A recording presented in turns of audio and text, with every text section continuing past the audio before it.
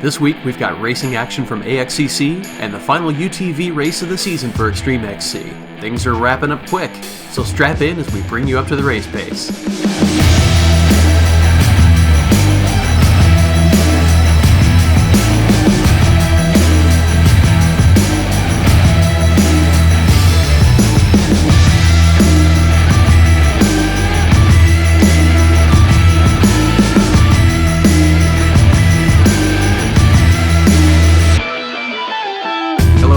And welcome back to Race Pace, sponsored by CW Motorsports. I'm Doug. And I'm Chad.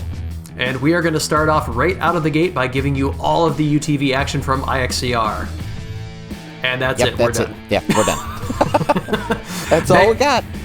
They had their Deer Creek round this weekend, but there's no UTV at that round. So they've got two more to go, and there's some great points races for position happening in those last two rounds, but this was just a bye week for UTVs. Yep. Another couple rounds coming up for them. It's going to be fun. Hopefully the weather holds out on these upcoming rounds because we're kind of getting into that time of year where it can get rainy and real nasty to race in. But fingers crossed it's good weather for them. So. On the north end of the state here, we've got rain for like the next 4 or 5 days. There's like a 90% chance from every time from here on Sunday when we're recording. And it's actually raining right now as I look out the window all the way through the end of the day Thursday. So it's going to be a swamp up here, and who knows what it's going to be elsewhere. Yeah, not here. We've had no rain. They said, I think on the news this morning, it's been 60 days with no real measurable rain. Oh, man. In my area, and we've actually had, in my exact area, we've had longer than that. We've been closer to 90 days.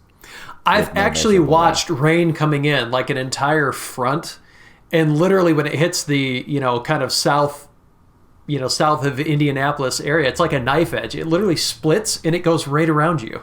Yeah, like Martinsville, which is, Martinsville's 10 miles south of me, and Indianapolis, which if you just travel straight north, to get to the same longitudinal space is about 10 miles north. They have both gotten rain in that time and nothing here at my place. Yeah, it's literally just going right around you. It's crazy. Yeah. I don't know what you have done to make, the weather gods mad, but I'm not doing my rain dances, obviously. Definitely not. I did some, excavation, moving a little dirt around for trailer parking outside my building here, and it's just moon dust. It's that talc powder nastiness. Man. So yeah, you could do Martinsville Mayhem. You could do that race at your place. Oh, it would be bad. I haven't gone out on the short course at all for the simple fact of I'm going to dust the entire property if I do. All the soybeans just have a half-inch coat of junk on them. Yeah, which I have soybeans there from the harvest of the beginning of this year that actually should have been harvested last year. We won't get into how bad the farmer was who was renting that field. You have vintage soybeans. No, they're new this year, but I mean, they were just how much he dropped. It looks like he seeded it. That's how bad it is. That's pretty bad. I took pictures of it and sent it to Brad Mapes and Jason Bannon and some of the guys who race with us and all that, and they were like, "Those actually look like decent beans." I'm like, "Oh yeah, they're not bad at all." You can just harvest them yourself. Yeah. So anyway, moving on. Well, we do have some UTV action from AXCC, and they actually have results posted, so we can bring you all the action from there. But first, yep, Chad and I are going to be doing some things and stuff this week. We're still not ready to let the cat out of the bag, but when we have the video out, then we'll let you know. But it's road tripping. It's going to require interstate travel and mayhem, and possibly, of course, it's going to involve UTVs. But that's all we're going to tell you. I just thought about this. I live in the Martinsville, I live in a rural area. I know I'm kind of in my own little bubble. In most places, we don't pay attention to COVID and all that crap. That may be a legitimate thing I have to think about now when I'm going somewhere. What's really funny is you mentioned that, and I've got a friend up here who's pretty actively tracking the COVID stuff just because she's involved with the school, and, they're super sensitive to that about, threat level orange, and are they going to have to shut down, and yada, yada, yada. So she's been tracking the statewide numbers, and your numbers down there are significantly higher than ours up here. I think because, like you said, nobody cares. Right. And if you believe, we can get into the whole. I'll if you stay out of my number, politics of it. Yeah, whatever. Exactly. I'll stay out of all of that. I'm just I was sitting there thinking just as we were talking about that, I'm going to have to probably remember to bring a mask. I don't do that normally. I mean, just don't. Nope, I'm with you. I've had it a little worse up here than you have, just because of population density and where I live. Right. It's been more enforced. But yeah, I was kind of chuckling to myself too. I'm like, oh, this might be a thing for Chad. This is a new experience. Chad goes out into the new real world. Exactly. This is what the rest of us are doing. No. I won't go into it. Anyway, we're moving on. Back to UTV stuff. You might see some of this stuff in the video, though, that Doug and I are talking about making. It's going to be fantastic. We're either going to have a really good video, or the video will end with us like in cuffs being led somewhere. But either way, it's going to be super entertaining. Either could happen. So out at AXCC, Matt Rowell takes the top of the box once again in the Pro Turbo class. Yep, and I believe that seals up a championship for him for it, doesn't it? Yes, it does at this point. Because they've got one round left, October 31st, which is back out there at Mid-America in Jay, Oklahoma. Yep. So they're going back to UTV Disneyland to finish up the season. But at this point, Matt's got it in the bag. Yep. Congratulations to him. That is super tough. Like we've talked about in previous episodes, that going out there and racing AXCC is not like racing your normal local one. There was guys over in Ohio who thought that was the case. Like, oh yeah, we're as fast as all these other guys, and they basically got their tails handed to them. Meanwhile, So Matt went out there and he ran a good, consistent, well put together season, and that's great. I'm super proud of him. Yeah, absolutely. So congrats to you. Steve Mueller also had some luck out there as well. He ended up second in the Pro-Am Turbo class. Yep. He also had some bad luck and one of those jumping trees. Tree-like thing in his way. Why would they plant one in the middle of the track? That doesn't make any sense to me. I don't think it was quite in the middle of the track. I think he deviated from course slightly. Was he still within 25 feet? Oh, yeah, I think he was. That wasn't the issue. It was just where he decided to deviate. Yes, slightly. It deviated in the wrong place, but still pulled up in the number 2 spot there. Yeah, to be fair, there were like 2 in the class, but that's beside the point. Right. No, congrats to him. He's been running good. He had a few bugs to work out at the beginning of the season. New race machine with a lot of like prototype parts. Steve was in on the ground level prototyping parts for a lot of different companies. So you're just going to have bugs when that happens. And for any of you guys that don't know Steve personally, I mean, he is actively involved in the UTV scene. I mean, he was up until 2 a.m. the other night assembling UTVs for his dealer. Like, he was in the shop, they were shorthanded, and he was assembling them for him as they're coming off the truck. So nobody is more interested in the technology and in hands-on and, just being in the machine than Steve is. Yeah. He is 100% involved on the normal level. And that's not his job. Like, that's not even his day job. No, he just went and did this. Yeah. He's just doing it to help his dealer. Yep. So, but yeah, congrats to Steve for his finish out there this weekend. So in the Pro UTV classes, you had Matt Rowell in first, and then Spencer Maudlin from Omaha, Nebraska, taking the number 2 spot, also in a Can-Am. Who else was in Pro Turbo? Chad Deutsch finished in 3rd place, which was 6th overall in the Pro Turbo. And then moving down to the Pro 1000, Sean Hess and Jack Letourneau finished 1st and 2nd in that class. Sean is in a Honda, and Jack is in one of the only double X's you'll see out there. Yeah, there's not many, but he runs it pretty hard.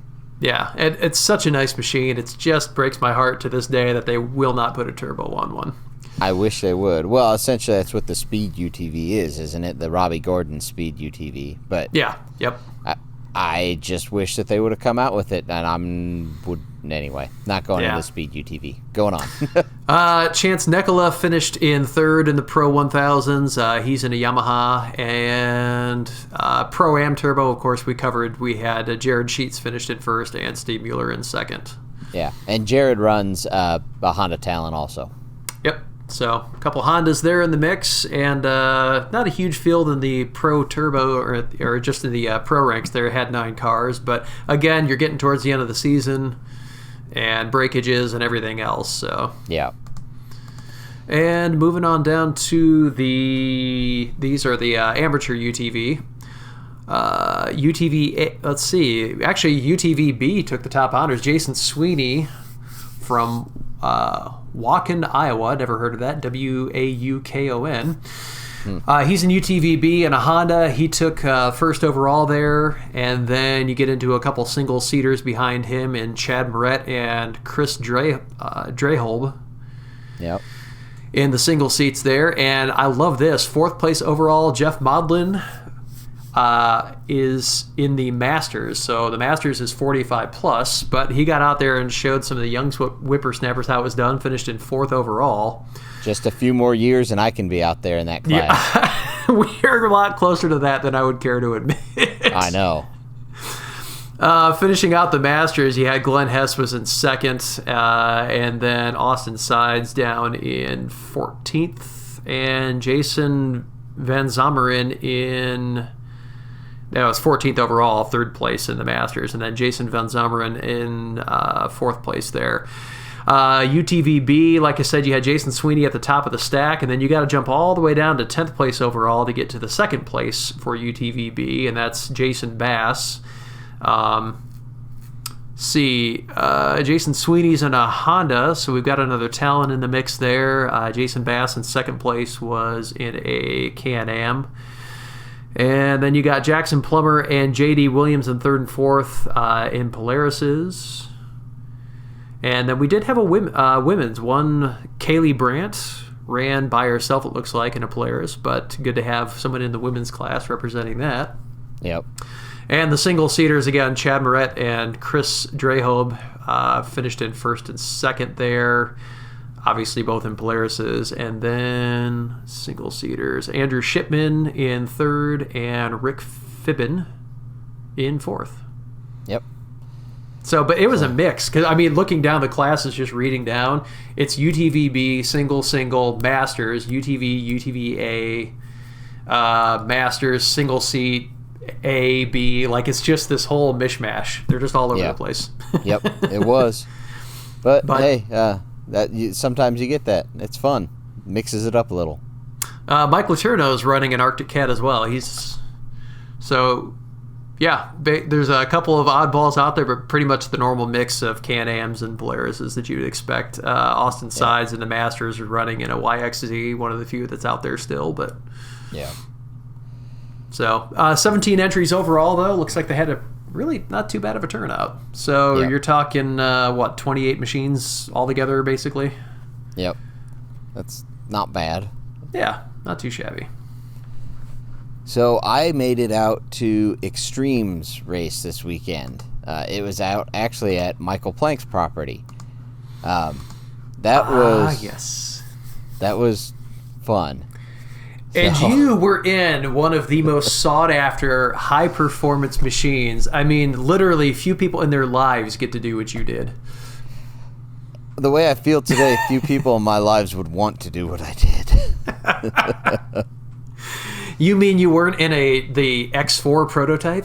Oh, no, not at all. So the story kind of goes, and Doug, I'll give you a chance to pull up Extremes results if they have them while I'm telling stories. But I pull up, and Devin Smith is standing there, and Barry Miller, and pretty much the whole normal, usual guys that run Extreme. And I get out, and Devin says, "I'm thinking about running my boys 570. I go, "I'll ride with you," because I always just throw a helmet in the truck. I mean, why not? In case you want to hate your life. And lo and behold, he signed up, and we ran that little thing. I will tell you now, that was everyone who raced the quads who we talked to, they said it's a rough track. And I'm like, okay. I mean, I was expecting a rough track. I have bruises down my shoulder and where my collarbone are from the harness straps of that thing just beating me.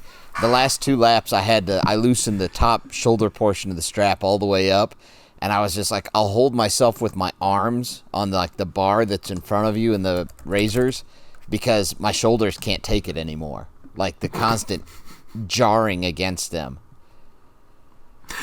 So you're saying you enjoyed the 5 inches of suspension travel? Well, there was less than that after we blew out the front shock. You don't need that anyways. It wasn't doing anything. Oh, gosh. We topped out at a grand total of 45 miles an hour on an 8-mile track, and there were some open sections. Yeah, it was all she had. And when we hit that, Devin pointed at the speedometer, and he's going, yeah! We were both laughing. Until we got deep into the race. The second to last lap, Devin opens up his helmet, because we were both sitting there in pumper helmets with, full intercoms and everything, but the buggy doesn't have it. So no. we're just yelling back and forth. But he flips up his visor and he goes, "Do your guts hurt?" I said, "Oh yeah," because it was just shaking you so bad that like your insides hurt just from being shook so much. And that was a long track. That was a 6-mile track. So in a eight. They extended it to 8. Oh man, because the map they posted showed it as being a 6-miler. So yeah, they said they extended to 8. Oh man, that had to feel like an eternity. It did. Devin said the last lap he nearly just pulled over and said, "Do you want to just quit?" we were both just beat up. I would have said, "That's fine, I don't care either way," but we went on and we finished the whole thing. And amazingly enough, I think there was 20 cars or 22 cars, I can't remember, that started. We finished 8th. Oh wow. We did decent, really decent for being. We were passing 1,000 cc machines out there.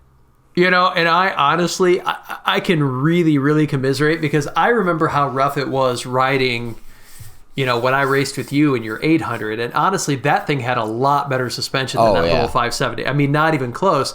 And I remember the first time you took me over a jump in the turbo. And I tensed up because all I could think about was how hard we were going to hit and how much it was going to hurt. And of course, the thing just landed and soaked it right up. But in my mind, I was like, this is going to hurt so bad. And now, and that thing was a Cadillac compared to the 570. Oh, yeah. Oh, that thing was crazy rough. It was fun. Oh, if you guys watch the live feed, I guess I should explain what happened. And if Doug wants to grab the video and put it in here, maybe not. Whatever, it doesn't matter. So that 570 literally takes 10 seconds of cranking for it to start. I'm not joking. That is not an exaggeration. It is the longest thing. And Devin said, he goes, "I think it's just there's no compression." He said, "I think they measured it at 80 PSI, and it has to crank so long to build enough to where it'll start firing." But anyway, so he starts cranking. They call 10 seconds, and he starts cranking about 5 seconds in. And it actually started pretty quick. So, they hadn't thrown the flag yet. He's just cranking. So, it actually fired reasonably quick that time. So, he shuts it back down, and then they throw the flag. So, he starts to crank it again, and it's like another 5 or 6 seconds to start. And then he hits the gas, and we're in neutral. Oh, man. So, we finally put it in gear, and within the first, 30 seconds, we had already run down the only other 800 RZR in our class. And we actually ended up lapping him. He was just out for a Sunday drive. Oh, that's how fast we were moving, though. We were giving that little sucker all it had. We almost hit a deer in the track. It was within... You weren't going fast enough to hurt yourself, so... No. We were 15 feet from it when it ran across the track in front of us, and Devin and I both just yelled, "Deer!" It's kind of the typical Indiana thing. We both saw it, but when you see it, you have to yell "deer." That's how it is. It's a given. Let's see. Ben Cottrell got the hole shot. There was a $500 hole shot award because it was what they called the kick start your heart hole shot award or something. Basically, the track was set up in split starting grids, and both lines took off at the same time, and you went out, circled away from each other, and then came back together behind the starting grid. And man, I thought there was going to be way more carnage, but there wasn't. I thought Barry Miller had the whole shot until Ben slid in there, and he was coming on the side that you actually got a little bit more straight shot at it. And the fastest Ben has ever moved. Oh yeah, he did good. He got it as a good clean pass. He didn't bang or beat off Barry or anything like that. It was a good clean race to the first corner, and he got it. Ben ended up. I'll tell you how rough it is. Ben ended up throwing up in his car. Oh, it was that rough. And he's a seasoned racer. Oh, yeah, exactly. But he rolled his car. He actually went, and Doug can't see my hand, so I have to whatever. But it kind of stood up on the tail and spun 360 and rolled, landed back on his wheels, and he kept going. And he said after he did that, before he was already sick, but after that happened, he started dry heaving in the car, and he's like, I'm done. Oh, That's man. it. Yeah. He's like, I'm not holding it down. And before he even got to the finish line, he got out and threw up outside of his car and then went through the finish line and pulled to the trailer. He was done. We're done. Yeah, I mean, he's not in it for any kind of points or anything in that series, so why torture yourself? Yeah, and he got the whole shot. He's like, I am done. So that's Hardest how rough $500 he's ever earned. Yeah, that's how rough that track was. Wow. Well, they don't have results posted. They've got on their Facebook page, they've got Pee-wee bikes and quads and adult bikes and quads and stuff, but they don't have anything for UTV yet, and they don't have the officials posted on their page. So okay, I'll try and remember how everybody finished. There was a guy in a 900, and I cannot remember his name right now, who actually won. Barry Miller was second, and Alan Burton got third. Alan Burton actually rolled about a mile or so into the track on the first lap. Really? So he nearly got rolled over on the start. Ben Cottrell got under him just a little bit, and it kind of scooped his tire and pushed him up. He saved it, but that took Alan out of the hole shot. And then they got into the woods, and like I said, it was a mile in, roughly, give or take. And we come up on him in the little 570, and he's on his side. He was okay. He was out of the car. He told us to go on. I mean, he was all right. But yeah, he got flipped back over, and then we heard him coming about a lap later, and we let him by to go run down everybody. And he ended up going from he was dead last to back to third place. So he had a good run of it, too. Good. Yeah. Yeah. Yeah, it was a fun track. The start was definitely interesting, and everyone was kind of really nervous about it at first, or kind of skeptical if it was going to be any good. By the time we actually did it, I think everyone said, that was pretty fun. Yeah. So I don't know that I'd want to do it all the time, but it's something that throw in something like that once or twice a year. That's interesting. It's fun. Yeah, sure. Well, they've got their tentative 2021 schedule up already. Their season's going to start on March 20th and end on October 10th. And no UTV round 1 and 10, but they are going to have 8 rounds of UTV there at Extreme next year. Yep. So that'll be fun. They always put on good races. I was talking to another guy this weekend, and both made the comment, because he was looking at going to start running Extreme too, and made the comment. I said they put on a good family event. It's not just there for the race only, for the racer to come and race. They put on good family events. Yep. No, they really, really do. There's something for everybody, and they try to do something special, whether it's a pit bike race or scooters or something. I mean, they try and do something every week to have a little bit of fun, even if it's just like a foot race or something. Yeah. Yep. No, they're doing a good job. As a new series, they're definitely putting in the work, and I think it's going to pay off for them. They're doing real good. Absolutely. So MWXC has not run since September 26th and 27th. They've got one more race coming up on October 31st, and that's in Rosedale, Indiana. So that lines up right on top of AXCC.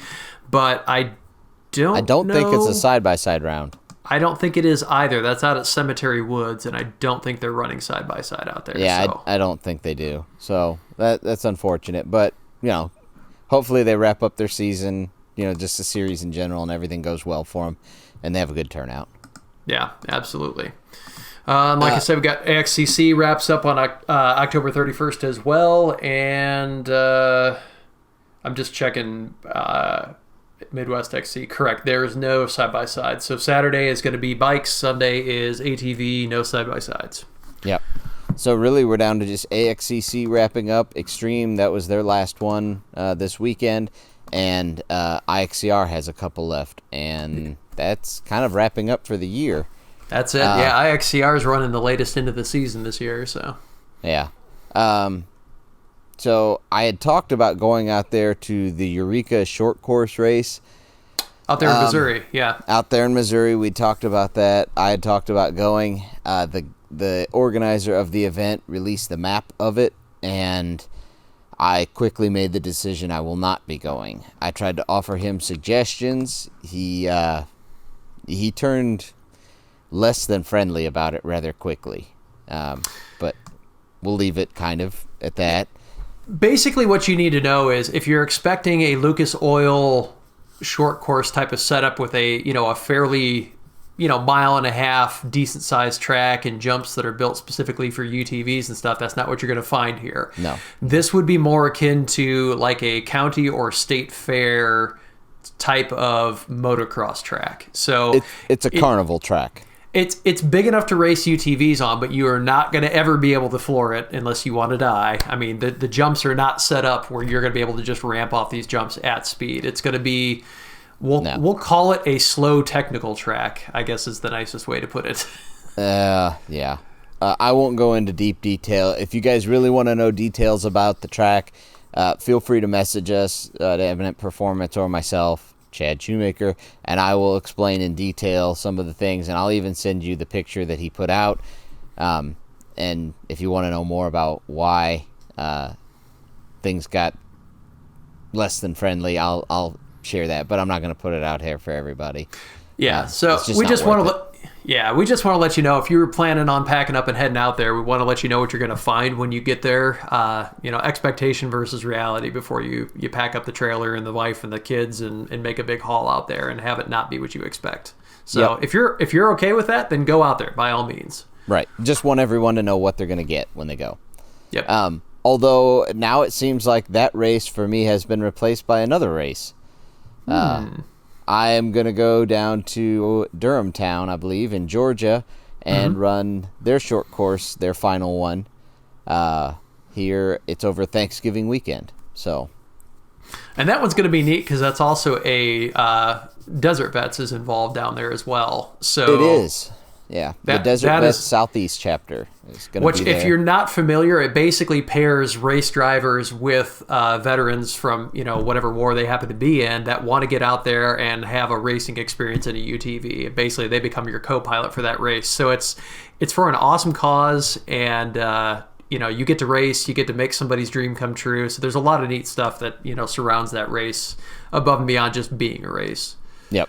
And we're going down there. I'm going to meet with Jeff. He's the chapter leader of the Southeast Desert Vets thing. So see if maybe we can get involved and help some vets out and do some stuff.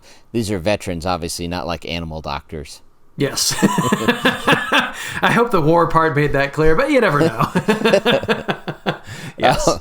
So that's gonna be really neat. That'll be a good experience. Yeah, I don't know if that's Friday and Saturday or Saturday and Sunday, but they do a short course race and then they do a 2-hour endurance race, both together there. And gosh, you'll have to refill like 6 times. Well, I was talking to a guy and I said, well, I could detune my machine a little bit and I could probably make it like with one fuel stop then, but I don't know. Because I was talking to Jeff and, he was talking about the endurance race, which is 2 hours. I was like, I wouldn't make it. He goes, you use a lot of fuel? I said, now this was short course. You could say that. I told him, I said, now this is a short course, and it was at Wagler's where it's really soft ground right now. They haven't got it packed in, and I don't know if they ever will. But I went through half a tank of fuel in 15 minutes. He goes, oh my gosh, yeah, you wouldn't make it. It's like, no. So there's some good stuff coming up. We definitely want to make sure you guys stay tuned. There's a lot of, I know we're getting close to the end of the season, but there's a lot of really, really neat stuff coming up in a hurry. So yeah. Hang with us for a few more weeks. I promise it'll be worth it. Yeah, and plus with like trips, and we're going to try and do some more special video stuff over the winter and things like that. Special videos. Special, like short bus style. Well, we do want to thank our sponsors for hanging with us this year. Of course, CW Motorsports, but we also got Spangs Fab on board that if you are thinking about racing, if this podcast has stirred an interest in you, you're going to need protection. You're going to need a cage. You're going to need rock sliders, bumpers. You're going to need a lot of stuff to make that machine ready to go, and Spangs Fab can hook you up with all of it. Yep. And then if you chuck it over there to 834 Powder Coat, Matt Price can make your machine as pretty or prettier than any of the other ones on the line. Get all those new parts that Spanx just made you fixed up and looking awesome with your specific color scheme you want. And Watch Communications can host your pictures for you. Watch Communications hosts our podcast and our website. They provide internet access to rural Indiana, Ohio, Illinois, and they've been with us basically since the start of this whole thing. So definitely appreciate all of our sponsors out there. You can find us on the web at eminentperformance.com, Facebook and Instagram. Just look for Eminent Racing, YouTube, iTunes, Google Play, Stitcher, iHeartRadio. Whether you're doing video or just a podcast, just look for Eminent Performance, and you're going to find us on those venues as well. Yep. And if it's not too much trouble, leave us a like or subscribe or a comment or whatever that platform you're on happens to support. If you could do that for us, it just helps us grow and lets people know that you're interested. Yep, we would appreciate it. So a lot of good stuff coming up. Hang with us for a few more weeks, and we promise it'll be almost worth your while. Almost. I can't promise it, but almost. Close enough. Yep. All right, everybody. Thanks for riding along with us, and we'll see you at the track. Thanks, guys.